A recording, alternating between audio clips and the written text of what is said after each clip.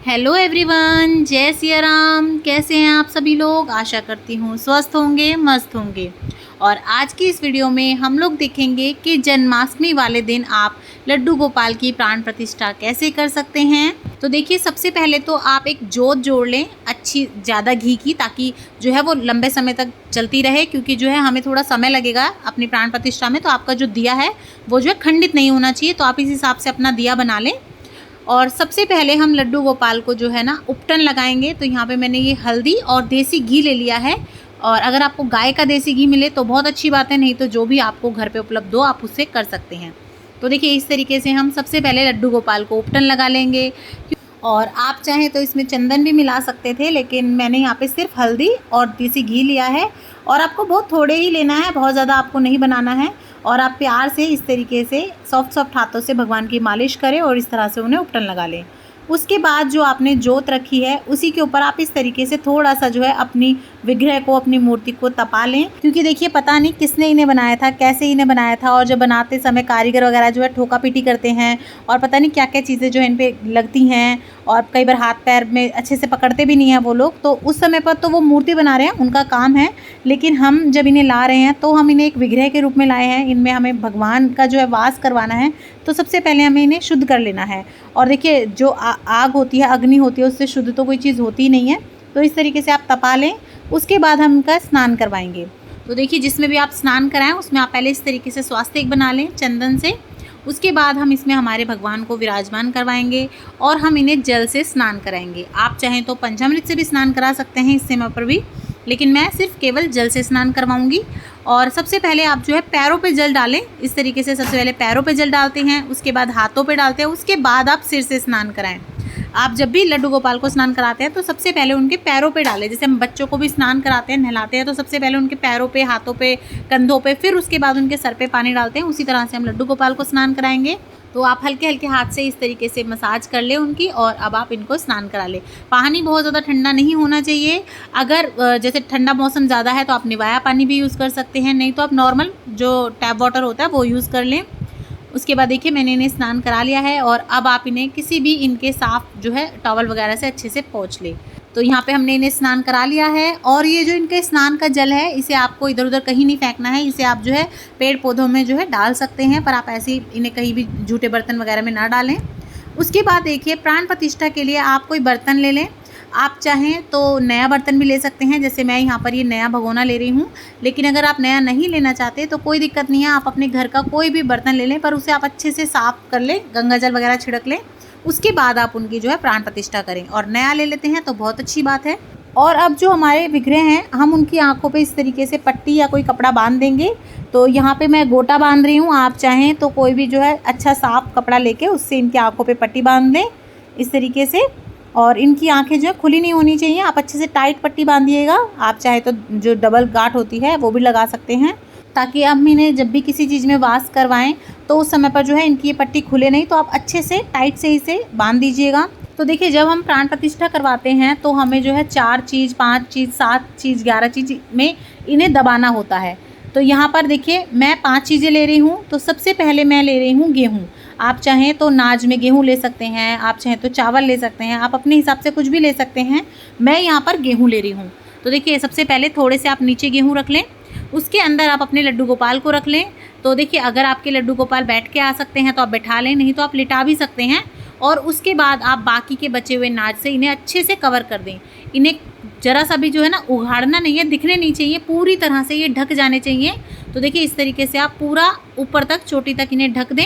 और जैसे कि मैंने बताया, अगर आप ये बैठकर नहीं आ रहे हैं तो आप इन्हें लिटा भी सकते हैं। तो देखिए, ज़रा सा इनका जो है ऊपर से इस तरीके से ये चोटी सी दिख रही है, तो मैं इन्हें लिटा दूँगी। इस तरीके से हम लिटा देंगे और ये अच्छे से इन्हें कवर कर लेंगे। हमें बिल्कुल नहीं दिखने चाहिए कि इसमें हमारे लड्डू गोपाल कहाँ हैं। और आप इस तरह से इन्हें दबा दें। तो देखिए, पूरी तरह से मैंने ढक दिया है। और अब इसके ऊपर आप एक तुलसा दल ज़रूर से रख दें। इस तरीके से हमने तुलसा जी का एक पत्ता रख दिया, आप चाहे तो मंजरी रख दें। और अगर आपके पास वो भी नहीं है तो आप तुलसी माला भी रख सकती हैं। उसके बाद आप इसे लाल या पीले कपड़े से इस तरीके से ढक दें और आपको इन्हें 2 घड़ी तक इसी तरह से इनमें वास करवाना है। 2 घड़ी यानी कि 48 मिनट। आप चाहें तो 1 घंटे का भी सेट कर सकते हैं टाइम, मतलब आपको 48 मिनट तक इन्हें रखना होता है और उस समय पर आप इन्हें बिल्कुल भी जो है डिस्टर्ब ना करें, छेड़े नहीं, और 48 मिनट बाद ही आपको इन्हें खोलना है और उसके बाद आपको इन्हें इसमें से बाहर ले आना है। और वैसे अगर आप आम दिन प्राण प्रतिष्ठा करवाते हैं तो आप या तो किसी भी पंडित जी वगैरह को बुला के करवाएं, लेकिन अगर आप खुद करते हैं तो भी आपको 3-4 दिन का जो है समय लगता है। लेकिन जन्माष्टमी ऐसा दिन है जिस दिन आप एक ही दिन में अपने लड्डू गोपाल की घर पर खुद से ही प्राण प्रतिष्ठा कर सकते हैं। तो देखिए, दूसरी बार में मैंने जो है इन्हें चीनी में यानी कि मीठे में जो है वास करवाया है। आप अपने हिसाब से चीज़ें जो है ऊपर नीचे कोई भी ले सकते हैं, या जैसे पहले आप चीनी में करवा लें, फिर आप गेहूं में करवा लें, बदल बदल के भी करवा सकते हैं, आपके ऊपर है। तो मैंने पहले गेहूं में करवाया था, अन्न में करवाया था, उसके बाद मैं यहाँ पे मीठे में चीनी में करवा रही हूँ। आपकी मर्ज़ी है, आप किसी भी चीज़ में करवा सकते हैं। तो मैंने जैसे पहले गेहूं में करवाया था उसी तरह से इन्हें इस तरीके से तुलसी दल रखकर ढककर फिर से 48 मिनट यानी कि 2 घड़ी के लिए इसमें वास करवा दिया था। उसके बाद तीसरी बार हम इन्हें फलों में वास करवाएंगे। तो देखिए, मैंने यहाँ पे टमाटर रख लिए हैं, नीचे खीरे रख लिए हैं, सेब रख लिए हैं। आपको जो भी फल मिले आराम से आप ले सकते हैं। टमाटर खीरे भी फलों में गिने जाते हैं तो आप वो ले सकते हैं, नहीं तो आप जो है अमरूद ले लें, पपीता ले लें, संतरे ले लें, सेब ले लें, मौसमी ले लें, जो आपको आसानी से मिले आप वो ले सकते हैं। और उसमें भी आपको इसी तरह से 2 घड़ी इनको इस तरीके से वास करवाना है। मैं आपको बार बार इसीलिए बोल रही हूँ कि आपको इसे 2 घड़ी यानी कि 48 मिनट तो ज़रूर कराने हैं। सवाया हो सकता है यानी कि 1 घंटा रख सकते हैं आप, कोई दिक्कत नहीं है, लेकिन उससे पहले आप ना निकालें। उसके बाद देखिए, मैं इन्हें चौथी चीज़ यानी कि फूलों में वास करवा रही हूँ। तो नीचे थोड़े से फूल बिछा दें, उसके बाद आप अपने लड्डू गोपाल के विग्रह को अच्छे से इस तरह से ढक दें और उसके बाद फिर से हमें वही तुलसी दल रखना है, ढक देना है और उनको भी हमें 2 घड़ी के लिए ऐसे वास करवा देना है। और आप ज़रूरी नहीं है जिस टाइम पे आप इन्हें रखें तो आप हमेशा यहीं बैठे रहें, आप अपना और कोई काम भी कर सकते हैं, भजन कीर्तन कर सकते हैं, जो है लड्डू गोपाल के मंत्रों का जाप कर सकते हैं। उसके बाद देखिए, मैं इन्हें जो है अब पानी में यानी कि जल में वास करवा रही हूँ और इस तरीके से आप जल में भी अच्छे से जब तक वो डूब जाएं, बिल्कुल ऊपर तक आपको पानी रखना है, आपको आधा जो है वास नहीं करवाना है। उसके बाद इसमें भी मैंने एक फूल डाल दिया है, तुलसी दल डाल दिया है और अब इन्हें मैंने जो है इस तरीके से ढक के रख दिया है।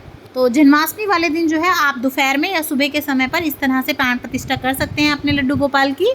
उसके बाद आप 5 चीज़, 7 चीज़, 11 चीज़, जितनी भी चीज़ों में इन्हें वास करवाना चाहें करवा के लास्ट में अंत में आप इन्हें स्नान कराएंगे। तो देखिए, मैंने यहाँ पे एक पात्र ले लिया है, उसमें मैंने स्वास्तिक मान लिया है, चंदन से थोड़े पुष्प अर्पित कर दिए हैं और उसके बाद हम इसमें लड्डू गोपाल को पंचामृत से स्नान करवाएंगे। और लड्डू गोपाल को आप पंचामृत से स्नान कैसे कराएं, किन गलतियों का आपको ध्यान रखना है, उसका डिटेल में वीडियो चैनल पे आ चुका है। लिंक सभी का मैं डिस्क्रिप्शन बॉक्स में डाल दूंगी, आप चेक कर लीजिएगा। उसके बाद आप पंचामृत से स्नान करा दीजिएगा। पंचामृत से नहीं कराना चाहते तो आप केवल जल से भी स्नान करा सकते हैं, लेकिन अगर पंचामृत से करवाएंगे तो बहुत अच्छी बात है। और जब आप उन्हें स्नान कराएंगे या वास कराएंगे तो आप ध्यान से आराम से करवाएं कि उनकी जो पट्टी है वो खुलनी नहीं चाहिए। और ये जो जल है आपको फेंकना बिल्कुल भी नहीं है, ये भी चरणामृत ही होता है। आप थोड़ा थोड़ा ज़रूर से इसे ग्रहण कर लें और बाकी का जो है आप मिट्टी वगैरह में कहीं भी जो है विसर्जन इसका कर सकते हैं। उसके बाद हम लड्डू गोपाल को चंदन से मालिश करेंगे। तो इस तरीके से आप जो है चंदन से भगवान को मालिश करें हल्के हल्के हाथों से। उसके बाद देखिए, हमें सबसे पहले लड्डू गोपाल की आंखों पे से पट्टी हटानी है और जब भी आप ये पट्टी हटाएं तो आप इस तरीके से जो है सबसे पहले लड्डू गोपाल के ही दर्शन करवाएं, ताकि जो तेज उत्पन्न हुआ है या जो भी प्राण प्रतिष्ठा हुई है वो हमारे लड्डू गोपाल के विग्रह में ही समा जाए और जो है उनमें प्राण आ जाएं। और ये इस तरीके से जो है भाव उत्पन्न होते हैं लड्डू गोपाल के अंदर।